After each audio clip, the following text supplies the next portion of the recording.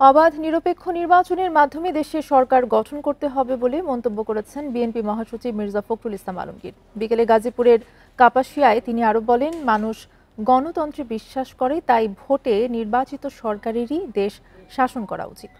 কাপাসিয়া সরকারি পাইলট উচ্চ বিদ্যালয় মাঠে প্রয়াত বিএনপি নেতা হান্নান শাহের স্মরণ সভায় যোগ দেন মির্জা ফখরুল। বলেন, ১৭ বছরে বিএনপির প্রায় ১,০০০ নেতাকর্মীকে গুম করে হত্যা করা হয়েছে, ৭ লাখের বিরুদ্ধে মিথ্যা মামলা দেয়া হয়েছে। এখনও আওয়ামী লীগের ষড়যন্ত্র থামেনি। দুর্গাপূজাকে কেন্দ্র করে তারা আবারও অস্থিরতা তৈরি করতে পারে বলে সতর্ক করেন বিএনপি মহাসচিব।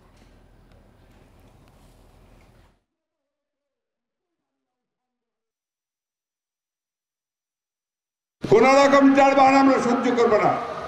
আমি পরিষ্কার করে আজকে এই সভা থেকে বলতে চাই যে সমস্ত মামলা প্রত্যাহার করে অবিলম্বে তাকে আমাকে দেশে ফিরিয়ে আনার ব্যবস্থা করা হোক।